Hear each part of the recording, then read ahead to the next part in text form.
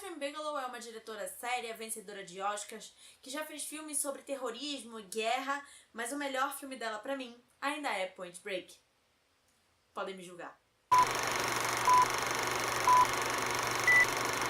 Detroit, em Rebelião, é o novo filme da diretora por trás de A Hora Mais Escura e Guerra ao Terror.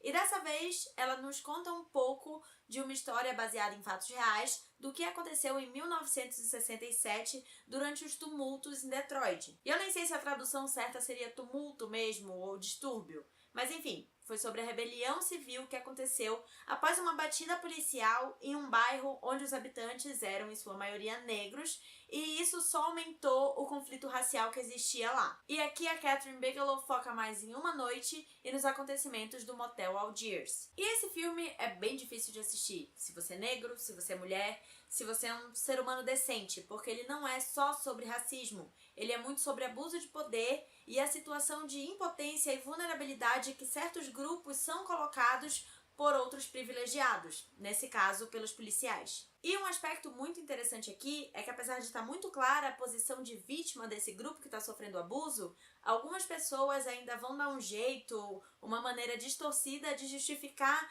a atitude dos policiais, porque a diretora não necessariamente toma lados, ela tá te dando uma história completa e o ponto de vista de várias pessoas. E na cabeça daqueles policiais, eles estão fazendo a coisa certa. Não há dúvida alguma de que aquela é a única maneira que eles têm de chegar ao fim daquela investigação que eles estão conduzindo. E por mais bizarro que seja pensar isso, porque na minha cabeça aquilo tudo que tá acontecendo tá claramente muito errado, foi legal esse cuidado que ela teve de te apresentar tudo e fazer você seguir vários personagens desde o primeiro ato, te dando um contexto e mostrando de onde eles vêm. A estrutura é distribuída em 3 partes, e pra mim a primeira e a segunda são perfeitas. Ela te dá um panorama geral histórico de tudo que está acontecendo, te apresenta todo mundo que está participando do filme, e aí depois esses personagens vão convergindo para um ponto em comum, que seria o motel. E ela trabalha muito bem a tensão, que vai aumentando, aumentando, e você vai ficando assustado e frustrado ao mesmo tempo, que se eu tivesse assistindo na minha casa, eu provavelmente teria dado um pause, indo andar um pouquinho, beber uma água, porque você ficar naquela posição de espectador incapaz de intervir é muito incômoda. O filme tem também uma estética muito boa, mas diferente de outros que se passam em uma época específica, esse não me transportou para aquela década. E eu não sei se isso foi uma opção consciente da diretora para justamente te dizer, olha, isso que estava acontecendo em 67 poderia facilmente estar acontecendo hoje. Porque a verdade é essa. Nós não precisamos forçar grandes paralelos para entender que todos aqueles comentários que estão sendo no filme se aplicam para os dias de hoje. O problema para mim ficou no terceiro ato, que te mostra as consequências daquela noite. Ele ficou um pouco desconexo do resto, apesar dele ser um complemento muito importante, porque é nele que nós vamos ver como a sociedade reage a esse tipo de comportamento. E também tem um peso muito grande para a narrativa, especialmente para um dos personagens.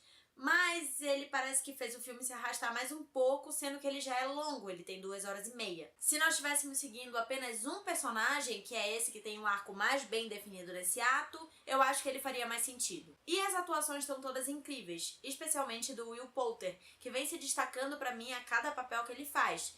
Ele tá tão bem que até me distraiu do que quer que esteja acontecendo com aquelas sobrancelhas dele. E também o Alden Smith, que é quem a gente acompanha mais o impacto que esse episódio teve na vida dele. É um filme importante, muito bem feito e com uma história que precisa ser contada, até pra ver se mexe um pouco com o público e nos torna menos passivos diante de uma situação como essa. Porque tem personagens aqui no filme que você vê que eles não concordam com o que está acontecendo, mas eles também não fazem nada para não se envolver. Então, às vezes, você não tomar atitude nenhuma é como se você estivesse dizendo que aquilo ali é ok, sendo que não é. E é provável que esse filme entre para discussões de premiações no ano que vem, e merecidamente. A diretora, assim como em outros filmes dela, consegue te inserir naquele contexto e te fazer vivenciar um pouquinho daquilo. Tem um roteiro muito eficaz e personagens bem desenvolvidos. Por isso ele vale a pena o seu tempo e leva um 8,5. E eu quero saber qual é o filme da Kathryn Bigelow favorito de vocês. Se for Point Break, não precisam ficar com vergonha, é um espaço seguro. Deixem nos comentários abaixo, se vocês gostaram do vídeo deem um like e não se esqueçam de se inscrever no canal. Tchau!